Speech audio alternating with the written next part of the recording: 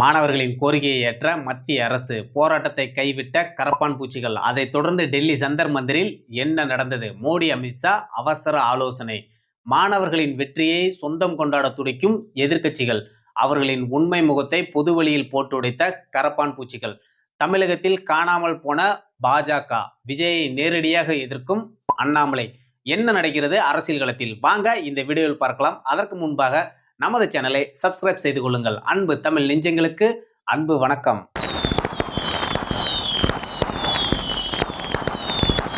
கடந்த ஒரு வார காலமா டெல்லியே பரபரப்பாக காணப்பட்ட சம்பவம் முடிஞ்சு போச்சு.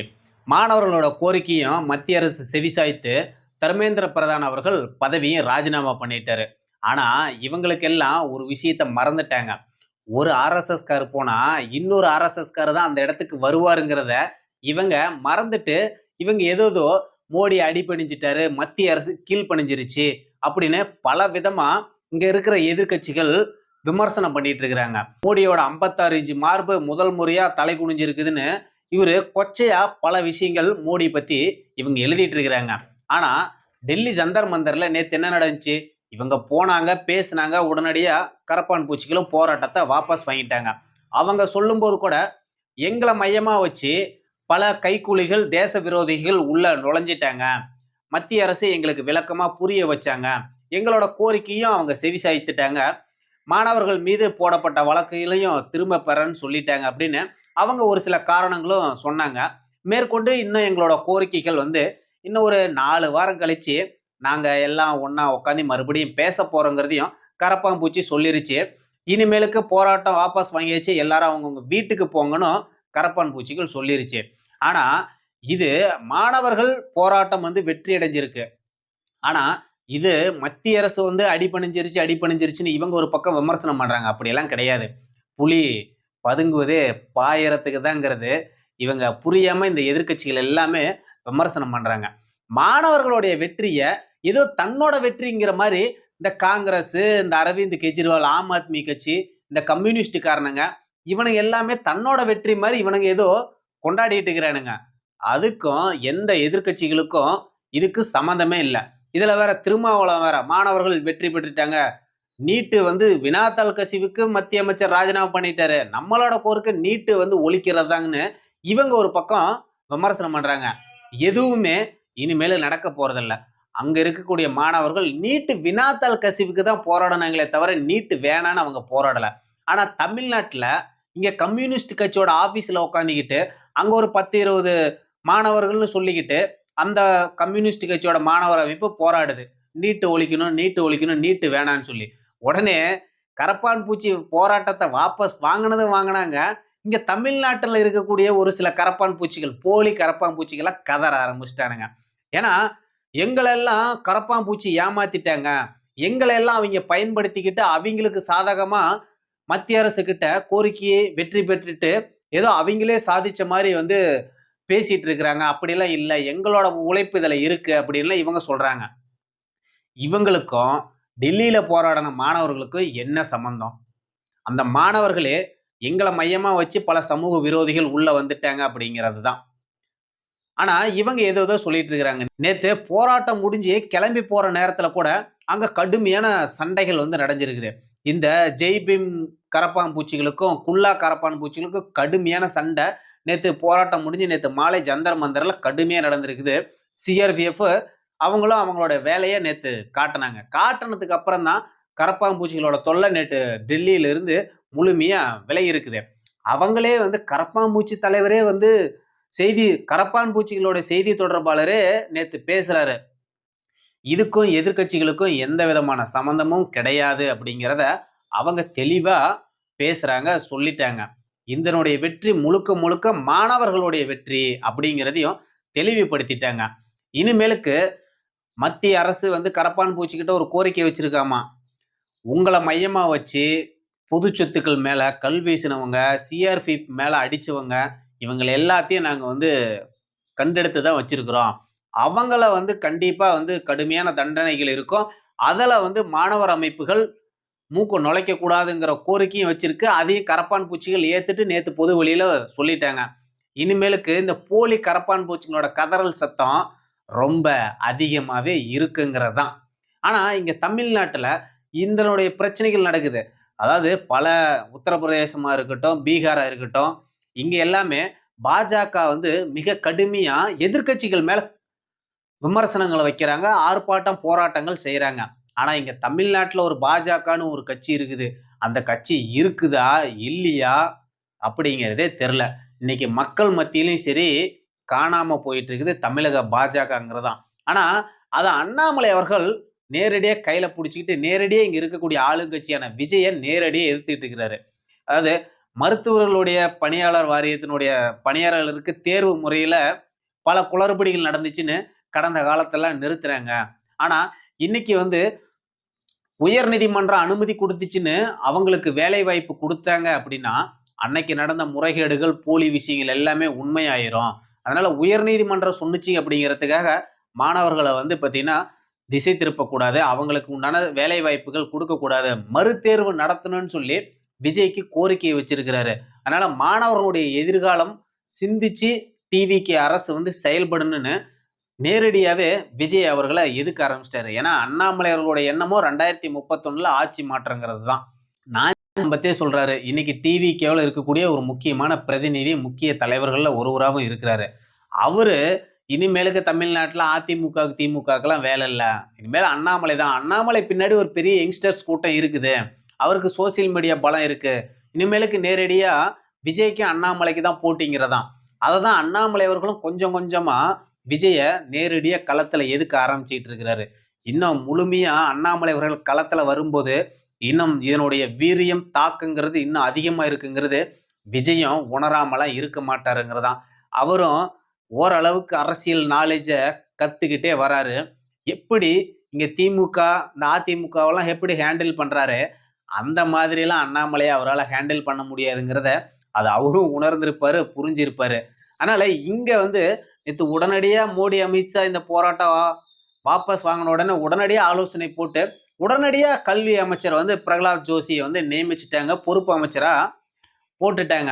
ஆனா, இங்க இவங்க ஏதேதோ நீட்டு கட்டாயமா இருக்கதான் போகுது. நீட்டுனால தான் இன்னைக்கு செருப்பு தைக்கிற தொழிலாளியோட மகன் டாக்டரா படிக்கிறாப்படி.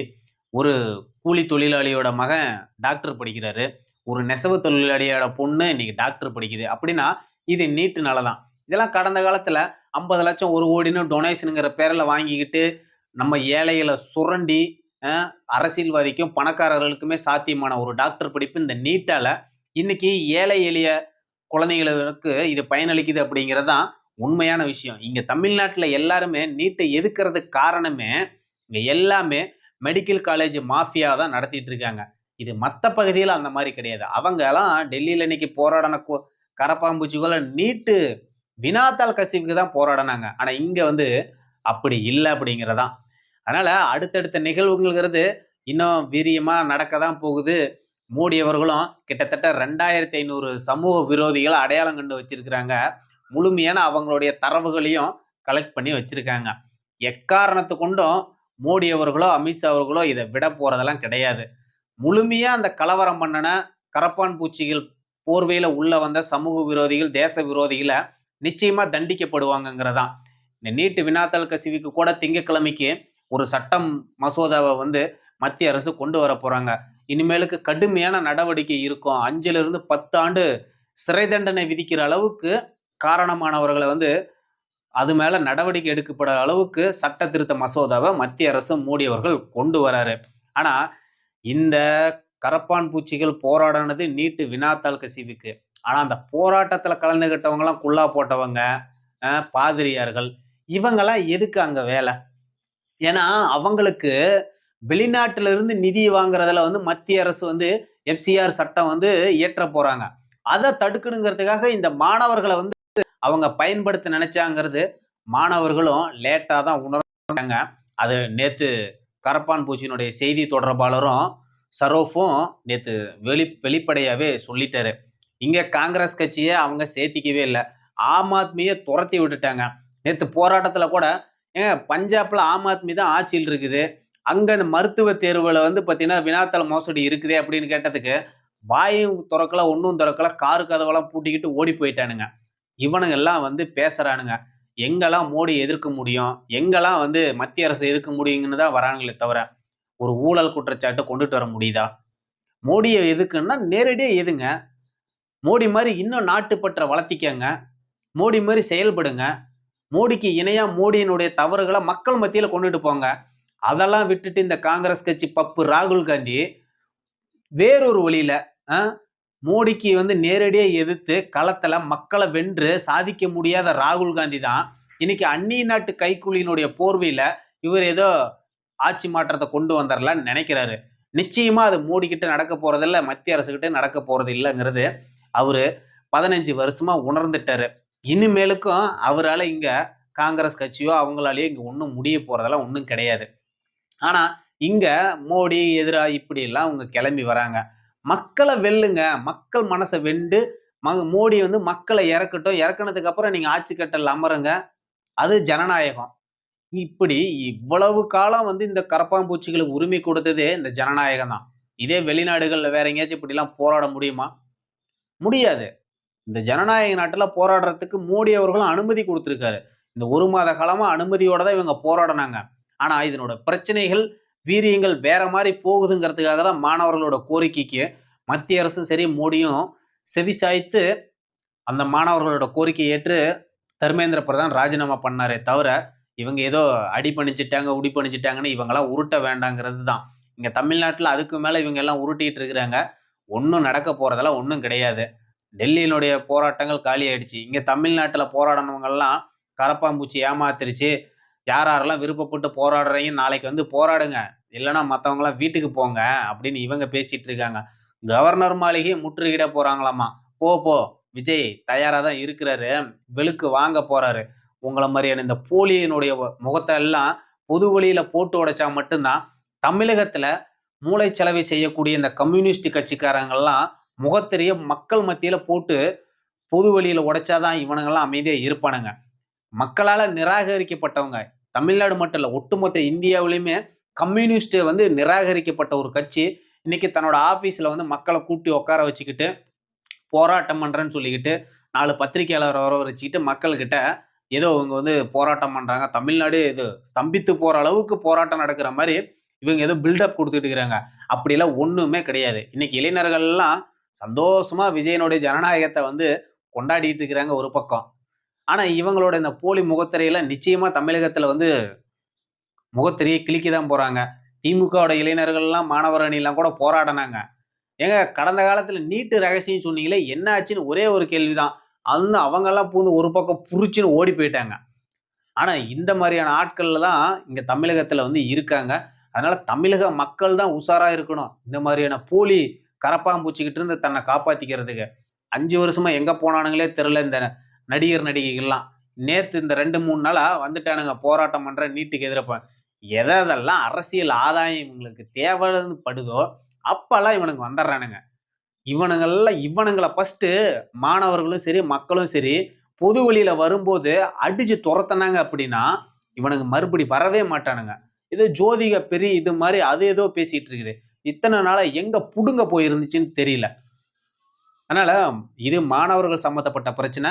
அதனால மாணவர்களுடைய எதிர்காலம் அவங்க தான் இந்த நாட்டினுடைய வளர்ச்சிங்கிறதுல மத்திய அரசும் உறுதியா இருக்குங்கிறது தான் அவங்களும் ஏத்துக்கிட்ட ஒரு விஷயம். அதனால இனிமேலுக்கு மத்திய அரசுகள் மாணவர் நலன் சார்ந்து ஒரு சில முடிவுகள் எடுக்க போறாங்கங்கிறத அவங்க வெளிப்படையா சொல்லிட்டாங்க. பார்ப்போம் அடுத்தடுத்து என்ன நிகழ்வுகள் நடக்க போகுதுன்னு பார்க்கலாம். நன்றி, வணக்கம்.